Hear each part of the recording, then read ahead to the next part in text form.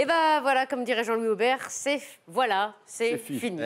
C'est la dernière ce soir. Dès que les caméras s'éteindront, nous nous changerons, nous nous démaquillerons, nous dirons au revoir aux producteurs, aux réalisateurs, aux maquilleurs, aux cadreurs qui, par préoccupation financière, sont la même personne. Puis nous monterons dans le bus de la revue de presse. Oui, il y a un bus de la revue de presse tous ensemble pour partir en vacances tous ensemble. Stéphane Rose sera au volant. Il n'a pas le permis, mais à Paris, on ne voit pas la différence. La route lui permet de réfléchir à de nouveaux slogans publicitaires pour l'année prochaine. Stéphane Rose n'est pas fidèle, il aime la bagatelle. Merci à toi Stéphane Rose, des MST, tu sers la cause. Ah, c'est du pastiche aussi. C'est pas mal. Oui, c'est ça, c'est un pastiche. Philippe sera le copilote. En effet, ces monologues interminables permettront à Stéphane Rose de rester éveillé, tant il faut s'accrocher pour suivre. Pour la discussion, c'est au choix politique française, cuisine du terroir, recueil d'expressions désuètes ou classement des meilleures couleurs de polo à col relevé. Encore que, comme disait Coluche, pour tout placer dans la même phrase, faut se lever de bonne heure. Pour rester bien éveillé. Pensez Philippe Chevalier, c'est le roi de la jactance. Si tu t'endors, c'est pas de chance. T'as bien piqué, là. C'est contagieux. Jérôme sera en soute, refusant d'être vu à bord d'un bus, car un De Verdière ne voyage pas comme un gueux. C'est vrai.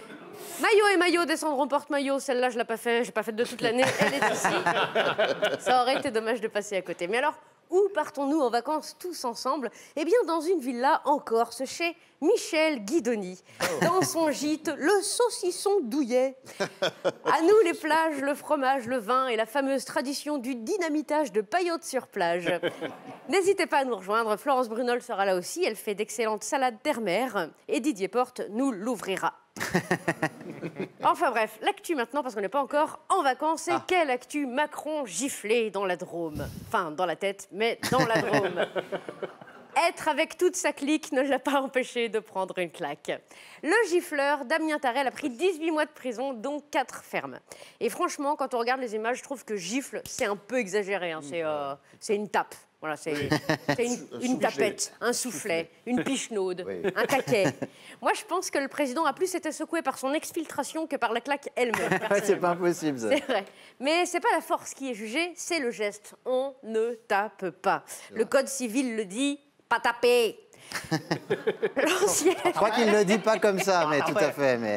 C'est un résumé bien sûr. de l'article 12, verset 5. En picard. L'ancienne animatrice en école maternelle que je suis, au regard de ces images, a eu très envie de prendre Damien Tarel, de prendre Maclon et de leur dire « Mais dis donc Qu'est-ce que j'ai vu, là ?» Il fait bien. Il y a des restes. Qu'est-ce qu'on a dit ce matin quand on a lu « Petit ours, il est fâché » Qu'est-ce qu'on dit à la colère? On dit non. On parle à l'autre, on lui dit pourquoi qu'on est fâché. Alors pourquoi t'es fâché? Dis à Emmanuel pourquoi t'es fâché. J'attends, il n'y aura pas la récréation. Tu es déçu des décisions qu'il a prises, voilà, c'est bien. Tu ne te sens pas respecté, c'est bien. Tu es nostalgique de la France du Moyen-Âge, c'est bizarre, mais c'est bien. Et toi, Emmanuel, que réponds-tu à ton camarade? Il n'est rien. Bah, c'est pas très convivial, Emmanuel. Qu'est-ce qu'on a dit quand on a lu Petit ourson se pense supérieur aux autres? Il faut être humble. Oui, je sais, tu préfères Petit ourson doit traverser la route, mais on le lira une autre fois. Oui, Petit ourson est amoureux de la maîtresse aussi, on le lira cet après-midi.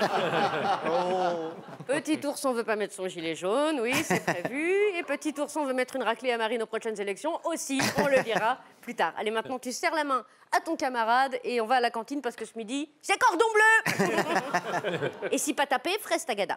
Voilà comment...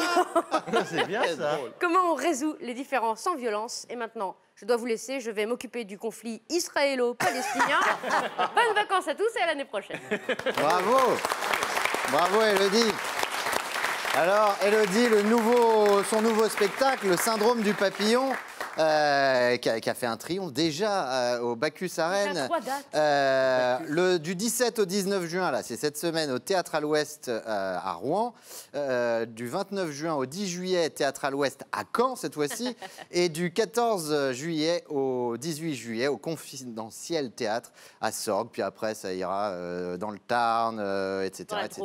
Et bien sûr, le syndrome du Playmobil. Eh Alors, oui. au Casino de Paris, les finir 1er, le 2 premier et 3 spectacle. novembre 2021. Merci beaucoup, Élodie.